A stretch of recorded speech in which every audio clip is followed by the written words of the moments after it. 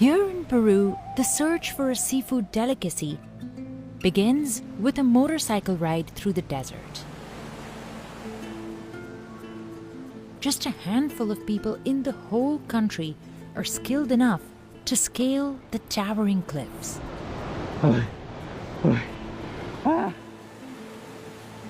They're hunting for a special mollusk called barquillo, found inside coastal rocks where the waves crash. Para que ellos deleiten este marisco, nosotros tratamos de regar, ¿no?, la vida de nosotros, ¿no?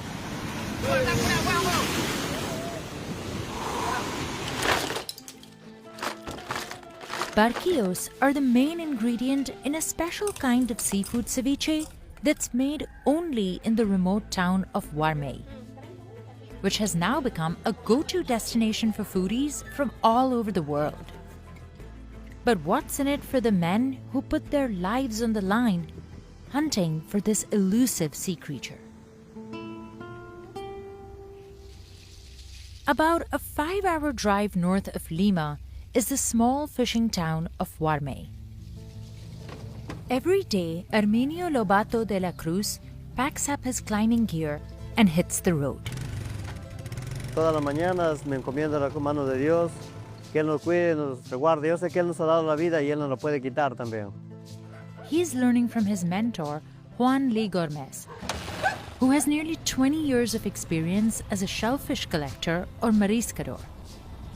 He's known as El Grande. Together, they bike for 25 miles till they reach this coastal desert. Yo, por ejemplo, primera vez que fui al acantilado, lo sentía un poco riesgoso, ¿no? Pero un poquito que el cuerpo me escarapelaba, un poquito de miedo tenía por ahí. But with time, El Grande says he overcame his fear. Tú eres independiente de uno mismo. No es como de un trabajo te dice, entra a tal hora y tal hora vas así. They prefer to scale the cliffs the way their ancestors did, without any formal rock climbing gear. The men wear hand-woven mesh shoes that don't retain water. Prácticamente se agarra, ¿no? Como dicen, no, que no trata de resbalar.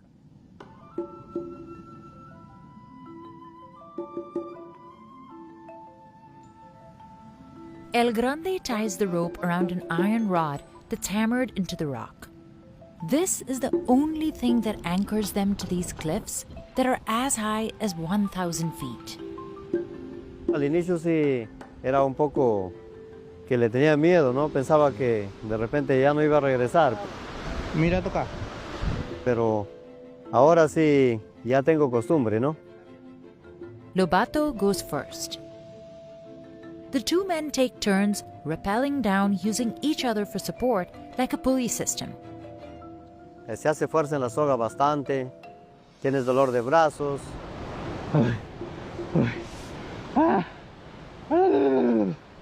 La mano, como te digo, te duele bastante en la fuerza que haces, te quemas la soga. Por varias oportunidades me han reventado los dedos. Falling rocks and debris make the descent even more challenging. No tienes que estar preocupado en nada, porque a veces si tú estás preocupado en algo, puedes tener una mala agar. Uno tiene que estar su mente despejado.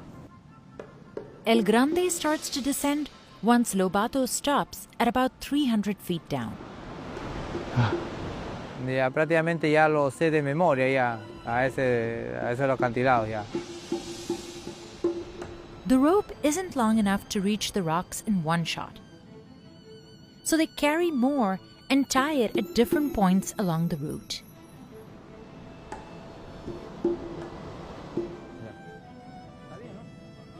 The entire descent takes them about 40 minutes.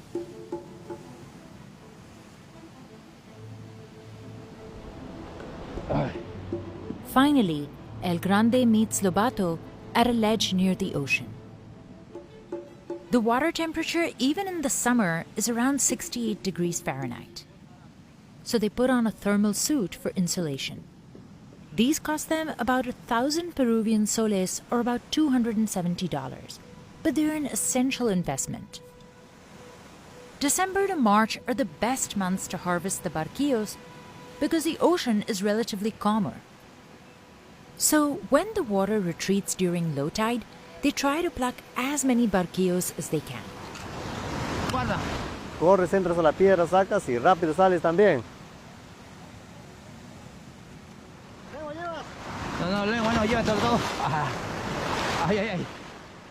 Y si es que el agua también no viene con fuerza, tú te cubres bajo la piedra y el agua va a pasar por encima.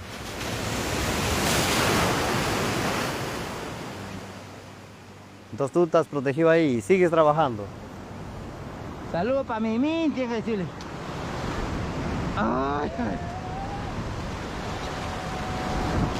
Córrete.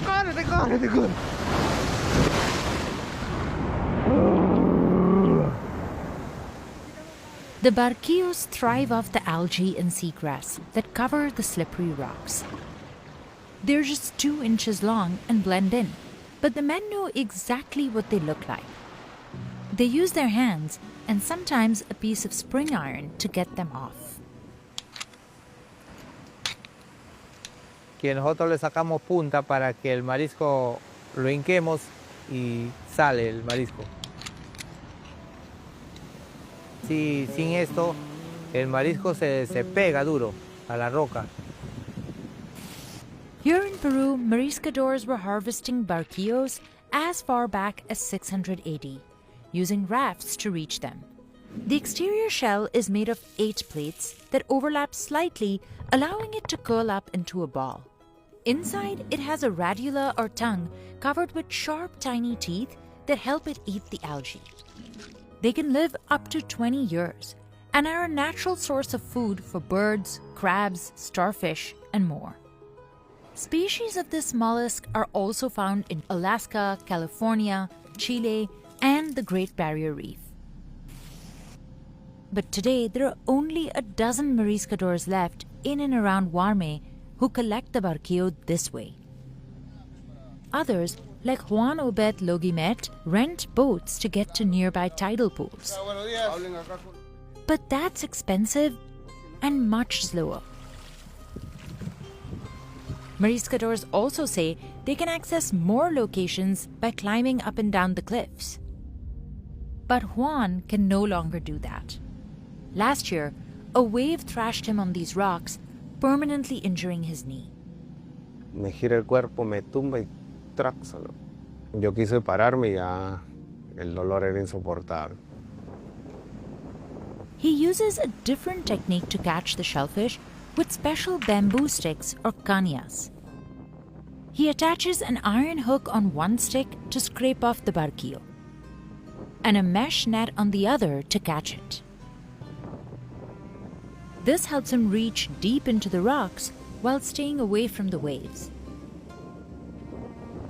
Mar, tú tienes que saber las corrientes en las cuales está en ese momento, ¿no? Hoy día puede estar el agua bien buena y mañana puede estar hecha un león.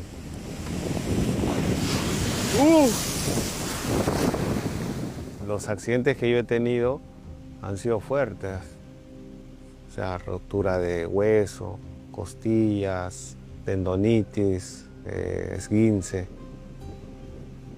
Y bueno, pues yo dije, la vida hasta que te dice, te doy una oportunidad más, trata de cambiar lo que estás haciendo.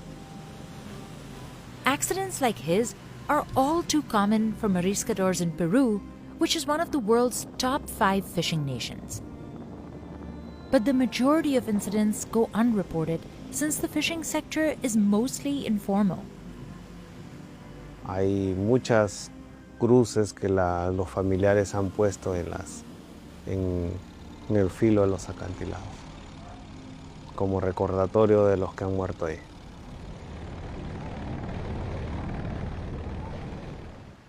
Today, Lobato and El Grande plucked about 350 barquillos in 3 hours, and even ate some of them fresh. If they're in the shell, they can stay alive for a couple of days. But mariscadores often deshell them so their load is lighter. Pulling themselves up after a whole day of fishing is exhausting and takes the most stamina.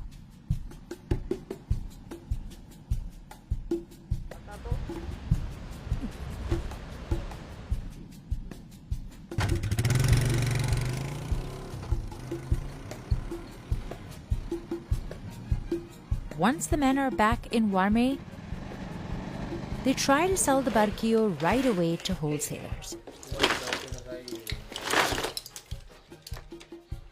Ah, es rico, pues saladito, es el sabor al mar, ¿no? Juan also delivers barquillos to local fish markets. He can make up to 500 soles a week, or about $136, depending on his haul.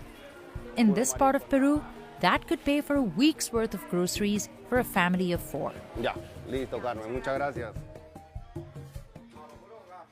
Juan's family also runs a seafood restaurant that serves ceviche, the national dish of Peru. It's usually a mixture of raw seafood and fish with onions and citrus juice. But restaurants in Warme are known for making it with only shellfish. Foodies from all over the world travel here to try the famous version of ceviche. Donde se come lo mejor el ceviche acá en Warme. El barquillo, por ejemplo, es una comida wari antigua de nuestros incas, nuestros del pasado ya comían ceviches de marisco. Lo hacían con guanábana y con maracuyá, que es algo agrio, ácido, y lo convertían en su ceviche. And while this is a local treat found in every corner of Warme, mariscadores like Juan feel forgotten. Y la gente queda maravillada, pero no sabe qué hay detrás de todo ese trabajo que se ha hecho para que llegue a su mesa el marisco.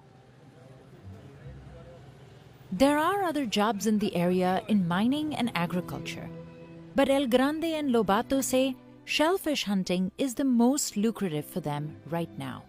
No me importa el peligro, ¿no? Lo que me importa es que mis hijos sean profesionales. Si es que mi trabajo es desesperarme y hacer plata para que ellos estudien, tengo que agarrarme fuerte y que no me pase nada, ¿no? Porque tengo que llegar bien a casa.